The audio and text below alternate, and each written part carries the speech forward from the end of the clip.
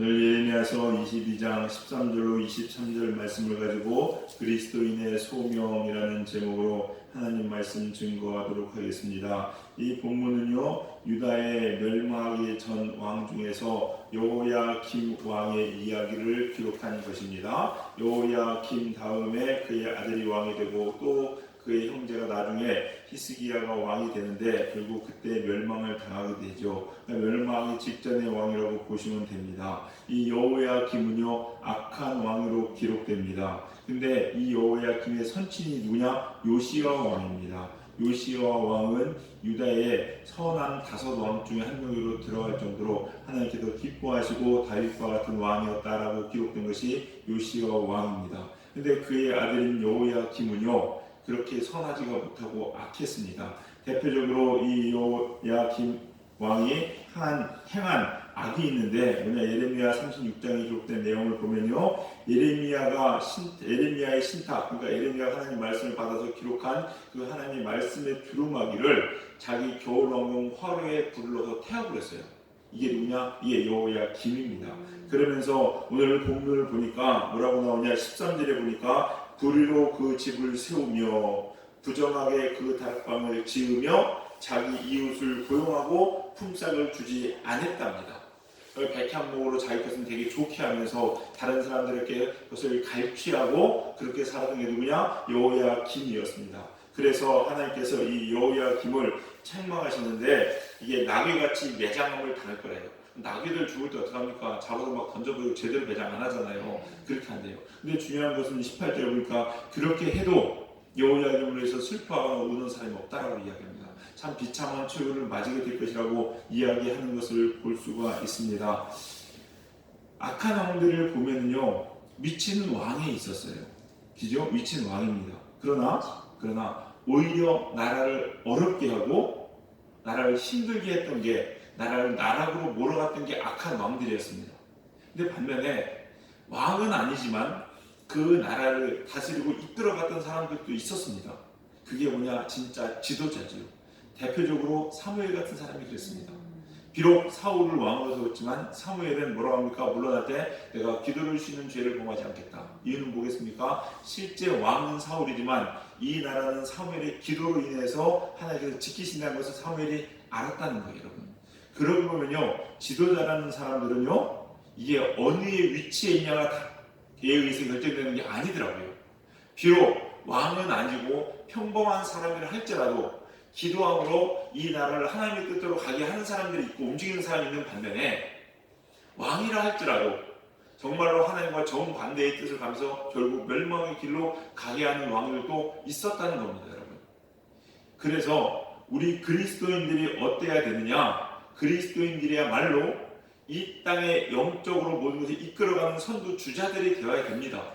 그래서 희망은 어디에 있어야 되느냐? 교회에 있어야 된다는 거예요, 여러분. 그래서 교회가 희망이 되어야 되고 믿는 사람들이 희망이 되어야 됩니다. 이게 우리 그리스도인들이 당연히 마땅히 행해야 될 소명이고 사명입니다, 여러분. 실제 우리나라 역사를 보면 그랬습니다. 3.1운동 때도 마찬가지죠. 많은 기독교인들이 나섰습니다. 나라를 위해 헌신했고 그렇게 이끌어졌습니다. 6.25 전쟁뿐만 아니라 70년대, 80년대 어려울 때도 우리 선조들은요, 하나님께 매달려 기도함으로 하나님의 나라를 이렇게 이끌어 갔다는 거예요. 하나님께서 일하게 하셨다는 겁니다. 그걸 보면요, 진짜 중요한 것은 물론 누가 왕이 되냐 위정자가 되냐는 참 중요하겠지만은 그리스도인만 제대로 깨어 있으면은 이 나라의 민족은 하나님의 은혜 가운데 갈 수 있다는 겁니다. 소돔과 고모라의 성에서도 여러 차이 있겠지만 죄악은요, 옛날이나 지금 다 있습니다.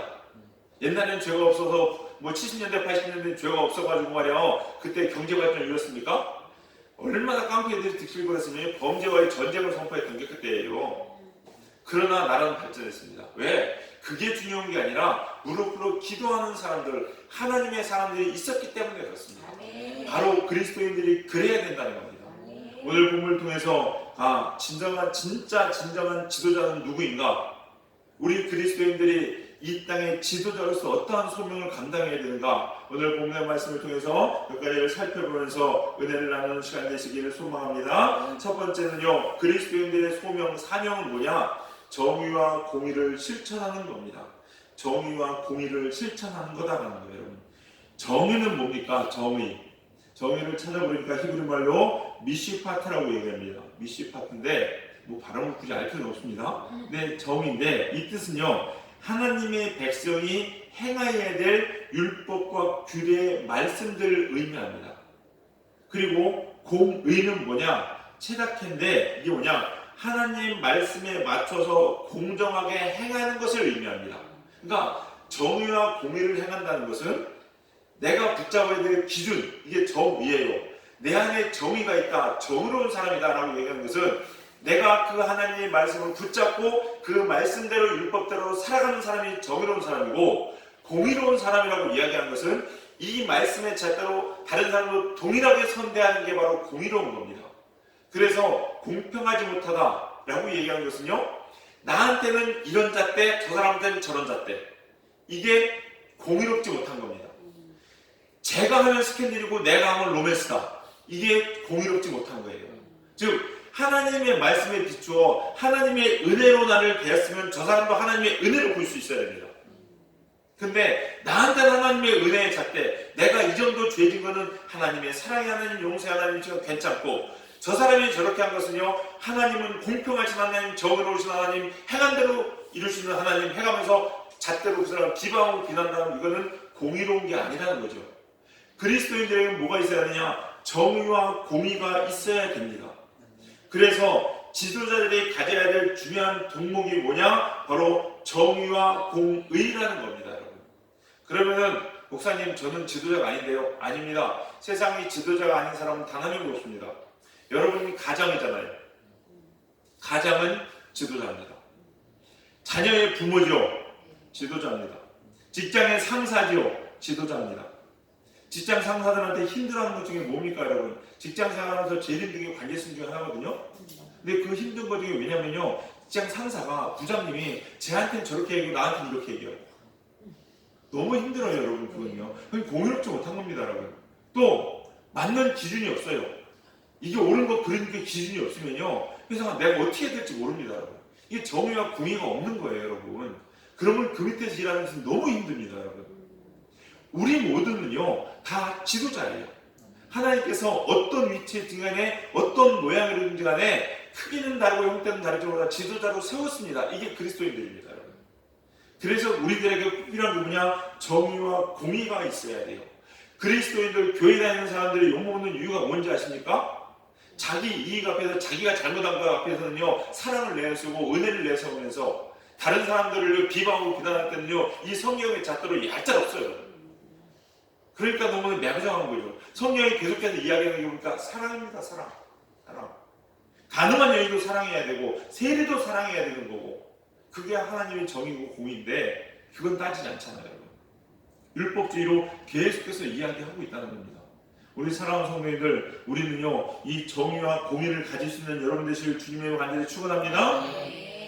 자리는요, 성공했다고 만들어지는 게 아니에요. 오늘 본문 한번 보실까요? 15절 보시겠습니다. 15절 같이 읽겠습니다. 같이 읽습니다. 시작. 내가 백향목을 많이 사용하여 왕이 될 수 있겠느냐? 내 아버지가 먹거나 마시지 아니하였으며 정의와 공의를 행하지 아니하였느냐? 그때에 그가 형통하였었느니라.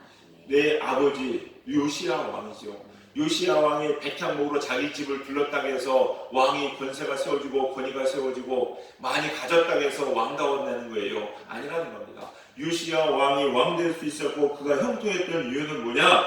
정의와 공의를 행하였다는 겁니다. 우리 사랑하는 선배님들, 여러분이 그리스도인답게 세상의 빛과 소금이 되기 위해서 꼭 여러분 안에 정의와 공의를 가질 수 있는 여러분 되시기를 주님의 이름으로 간절히 축원합니다.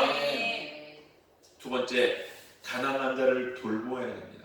그리스도인들의 사명과 소명이 뭐겠습니까? 바로 가난한 자를 돌보는 겁니다. 그리스도인들의 사회적 책임 중에 하나가 뭐냐? 소외된 자, 가난한 자, 궁핍한 자를 돌보는 것이 바로 그리스도인의 사회적 책임이었습니다. 원래 여러분 복지는요, 어디에 목이었는지 아십니까? 교회에 목이었습니다. 사회복지는 교회가 하는 거였었어요. 근데 이 사회복지를 교회가 그 몫을 감당하지 못하자 그걸 누가 가져갔냐? 나라가 가져간 거예요. 그래서 그리스도인들은요, 그거에 대한 책임을 좀 있어야 됩니다. 교회는요 왜 이렇게 구제 해가면서 자꾸 사업을 하려고 하고 선한 일을 하려고 하느냐? 원래 그게 교회의 몫이었었어요. 하나님께서 교회에게요 가난한 자, 헐벗은 자, 궁핍한 자, 어려운 자를 돌보라고 하나님께서 하셨거든요. 근데 그 일을 못했기 때문에 여기 뺏겼다는 겁니다. 그러면요 적어도 우리가 그거에 대한 책임은 가지고 있을 수 있는 우리들이 되어야 됩니다, 여러분. 우리 사랑하는 성도님들 지금 많이 힘들고 어렵죠? 코로나 때문에 어렵고 힘듭니다, 여러분. 물론 우리가 조심해야 되고 책임자를 찾아야 되고 잘못한 사람은 물론 밝혀야 됩니다. 그러나 또한 동시에 정말로 억울한 사람들을요 함부로 이야기하면 안 될 것 같습니다. 뭐 형사법에 그런 게 있습니다. 억울한 사람 한 사람을 만들지 말아라.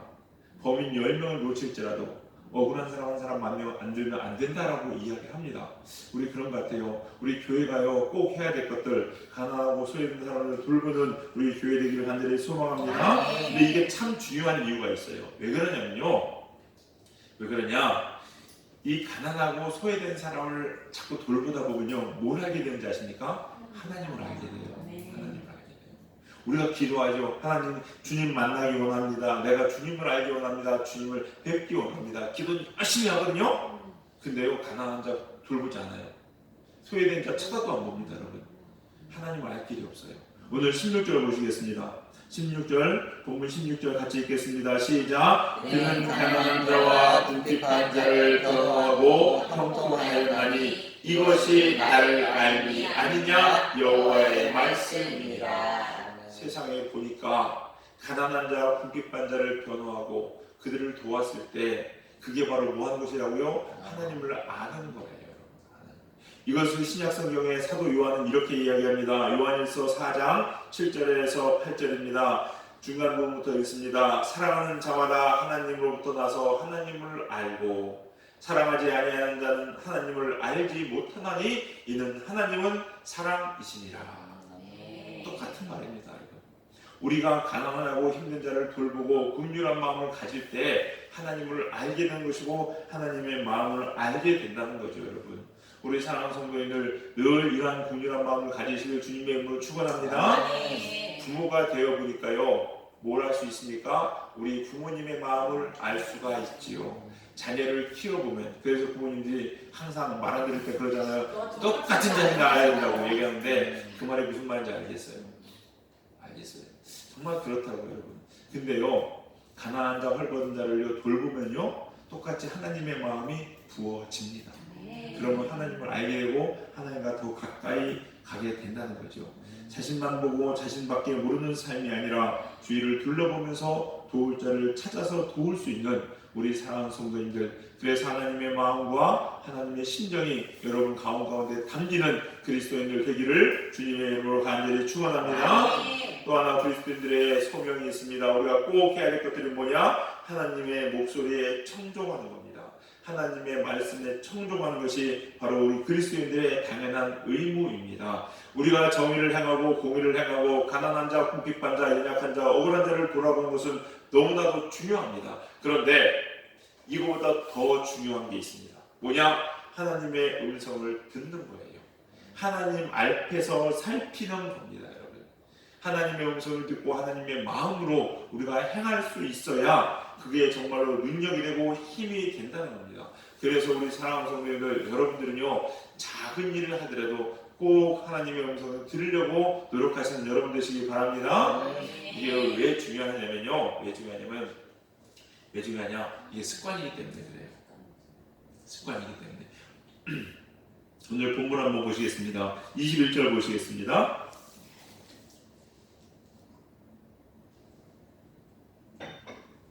21절 같이 읽겠습니다. 시작. 내가 평안할 때 내가 내게 말하였으나 내 말이 나는 듣지 아니하리라 하였나니 내가 어려서부터 내 목소리를 청종하지 아니하니 내 습관이라. 내 습관이라. 여러분 이게 정말 중요합니다.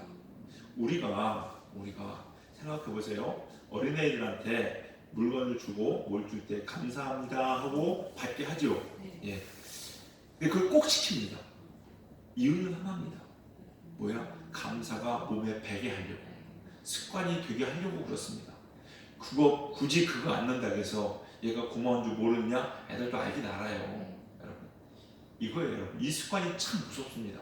우리가요 항상 모든 일에 기도해야 되는 가장 큰 이유 중에 하나가 뭐냐면요 습관입니다. 여러분. 별거 아닌 거지만요 당연한 것 같지만요 미련한 것 같지만요 정말로 그럴수록 자꾸 기도하는 습관을 들으셔야 되고 하나님께 물어보는 습관을 들으셔야 됩니다. 이게 정말 중요해요. 제가 항상 다윗 이야기했지만 다윗의 진짜 위대한 점 최고의 강점 중에 강점이 뭔지 아십니까? 말도 안 되는 것도 하나님께 묻는다는 거예요. 이스라엘의 온 국민이 다 다윗을 왕으로 추대하고자 노력하고 했습니다. 그래도 다윗은요 거기에 끄떡 안 했습니다. 그리고 하나님께 기도하고서 하나님께서 올라가라고 이야기해서 올라갑니다. 처자식이 잡혀서 죽을 위치에 있습니다. 여러분 그때 기도하시겠어요? 아니면 몸부터 가겠어요? 몸부터 가죠 여러분. 근데 다윗은요 자기 몸 안 가고 기도했어요. 여러분 답답하고 미련해 보일지 모르죠. 아니요 그러나 이게요 습관이 되어야 됩니다. 여러분. 근데 이 습관이 되면은요 어떻게 되는지 아십니까? 나중에 빨라집니다. 빨라져요. 처음에는요 하나님의 음성을 듣고 기도하는 게요 참 답도 없는 것 같고 들지도 않는 것 같고 답답합니다. 모르겠어요. 어떤 때는요 기도하고서도요 하나님 뭐라고 하는지 모르겠어요. 하다가 어쩔 수 없이 시간이 밀려가지고 그냥 할 때도 있습니다. 여러분. 그러면 뭐 기도해도 응답도 없는 것 같고 그럴 때가 있거든요. 근데요 중요한 건 그래도 또 기도해. 그러면요 응답을 안 왔던 게요 일주일 만에 오기도 합니다. 그럼 어떻게 될까요? 또 기도해야 됩니다. 자꾸 쉬운 것부터 말도 안 되는 것부터 정말로 어처구니없는 표현 하나 드릴까요? 버스 타대요 하나님 몇 번 탈까요? 말도 안 되죠 여러분. 아니 당연히 노선 있으면 이거 하나 고르 타면 되지. 이것 하나 저것 하나 똑같이 가는데 같은 게 아니라니까요 여러분. 기도하셔야 돼요. 탓대 보고 미련해 보입니까? 아니요. 이 버스에서 무슨 일을 할지 저 버스에서 무슨 일을 할지 모르는 거예요 여러분. 만약에 똑같이 우리 집에 가는 두 버스 중에서 하나가 교통사고 난다고 생각해 보세요 여러분. 기도 안 하시겠어요? 너무 비약인지 모르겠지만 왜 이렇게까지 말씀드리느냐? 기도하는 게 그만큼 중요합니다 여러분. 근데요 이렇게 기도해서 응답을 받기 시작하는 게 느리죠. 느릴 수 있습니다. 어떤 건 시간에 쫓겨가서 진짜로 당장 1시간 내에 결정을 해야 되는데 응답에는 답이 없어요. 그래서 놓칠 때도 있어요. 자꾸 기도하는 습관을 들이잖아요. 이게 점점 빨라집니다. 빨라져요. 이거는요 계속 훈련하고 한 사람들이 빨라지는 거지 그냥 안 빨라집니다. 근데 빨라지면 나중에는요 하나님 하면 딱 와요. 하나님 하면 딱 옵니다. 그때까지 가셔야 된다는 거예요. 근데 기도가 습관이 안 되는 사람들은요 기도해야지, 앉아야지, 몸 챙겨야 되지, 하나님부터 시작해가지고 다 해야 되는 거예요. 그럼 어떻게 될까요? 일주일 가는 거예요. 근데 그거라도 하셔야 됩니다. 하셔야 돼요. 나중에 진짜 급할 때 어떡하실 거예요? 정말로 촌각을 다투는 그 상황에서 이 훈련이 안 되는 사람들은요 응답받는 게 늦어지면요 떼놓치는 거예요 여러분. 뭐라고 합니까? 내 습관이다. 내 습관이다. 불순종도요 하나님 음성을 들으려고 안 하는 것도 보니까 뭐라고 합니까? 습관이래요. 하나님 목소리를 청종하지 아니함이 내 습관이다. 하나님의 음성 들으려고 안 하는 것도 습관이고 그냥 까짓거 이건 내 머리로 해결하겠다고 하는 것도 습관이고. 근데 이러면은 하나님 앞에 축복된 삶을 살 수 없다는 거예요. 우리 사랑하는 성도님들 꼭 기도하시고 응답받는 것이 정말로 습관 되시기 바랍니다. 그래서요 우리 주님께 성도님들은요 하나님의 응답이 번개같이 임하기를 주의 이름으로 축원합니다. 정말로 그래요 여러분.